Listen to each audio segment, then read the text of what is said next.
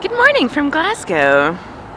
It's been an absolutely lovely morning, actually. The clouds, there's just so much going on in the skyline today. You can see the blue, and I have many photographs as well that I took of the many layers, and it's just absolutely magnificent. I've really been enjoying that. So I've just had a peanut butter sandwich.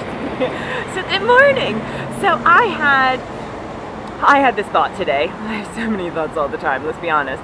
And the thing is, yesterday, I was talking about this great what if, and what if you woke up one morning and there was peace in the world and everybody was happy. Like, how extraordinary would that be?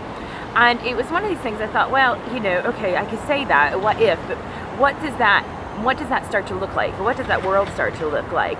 And I started just looking around me and reflecting on my experience of coming here every day and what I witnessed, and the juxtaposition between nature and urban and working people and non-working and all these kind of layers. And this is such an extraordinary space right here, because it's like much of what I'm committed to, and it's in every person's space. It's like you see every member of the demographic kind of passes through here, but it is a passing through space. And I thought to myself, well, if for example, the massive streams of individuals who go to work between 8 and 9 in the morning. It's very busy here when I first come down.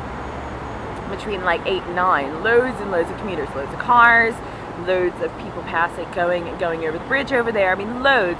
And I thought, if they weren't going to work, what would they be doing? And I thought, gosh, well, this is like a radical. This is a radical shift that needs to happen within the context of for us to start to believe that there's a possibility for something else. And I thought, well, I actually don't know.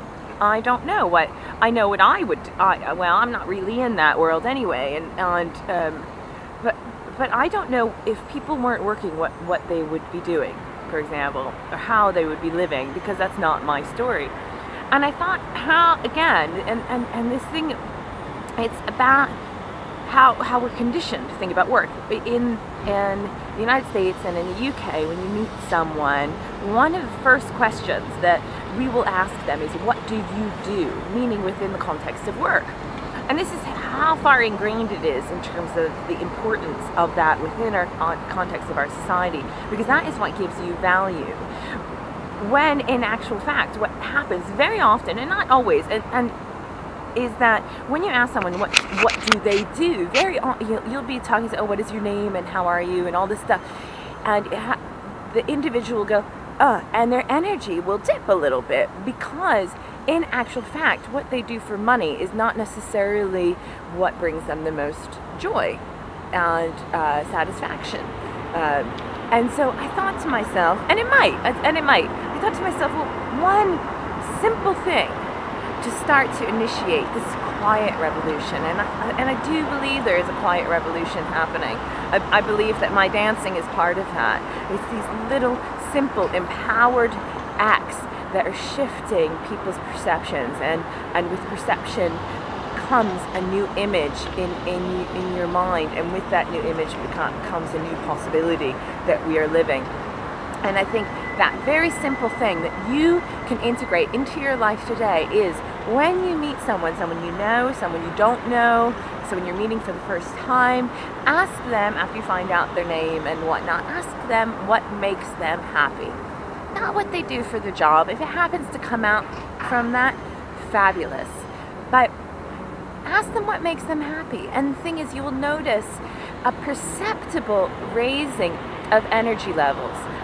And also spend time thinking about and feeling what makes you happy as well. And I think from this kind of palette of information, this is where the change will perceptibly shift.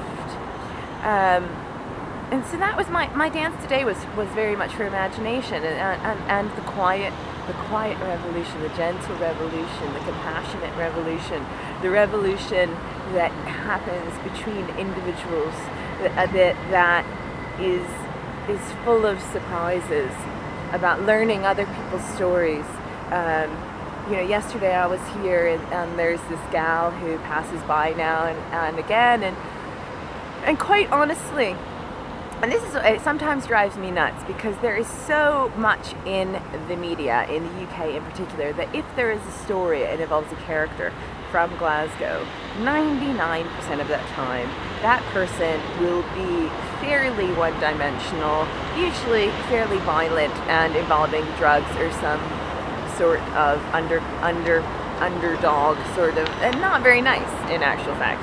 And it does drive me a bit bonkers, to be honest, because life always surprises you. And yesterday there's this young woman who walks by me, and one day I was dancing here and she came up and she was watching and she wore tracky bottoms and stuff like this.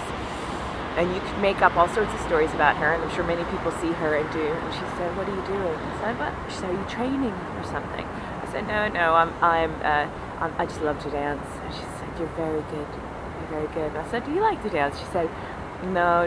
I said, "Do you like music?" She said, "Yeah." And she said, "Well, I need to go." I said, "Okay." And that was it. And she was quite shy and timid. And yesterday she walked by again. I went up and I said, "Hey, how are you?" And started just chatting with her, and you know, learned all sorts of things about her life. She was going out, she was taking her grandfather for a day out, you know, because he needed to get out of the house, and she has 3 kids. She had just put into nursery so she could go do this with her grandfather, and she was going to Australia, and all these other little things about the things and her big family and how supportive they were and all this. And the thing is, I thought to myself, you know, this is a perfect example of how important it is to have that connection to someone, and how people surprise you. And again, it is this thing, it's about the quiet revolution. It's about breaking down mythology that we hold about ourselves and about our world, and creating our own meaning and our own connection. And that is the quiet revolution. And I am so excited about it, you know, because I really think that if we pass this message on, and you say to yourself, actually from now on, I'm not going to be concerned about what people do for a living. I'm going to ask them what makes them happy. And that starts to infiltrate from the very core of our being into our world, that this will create a massive wave. So that's my thought for the day, and hope you have a very happy day. I am happy to be dancing as always, and eating food and dance, my 2 favorite things. Depending what time of day you catch me, one will top over the other. So anyway, you have a great day, and I'll see you tomorrow. Yes, I will see you tomorrow in Edinburgh. Take care, bye.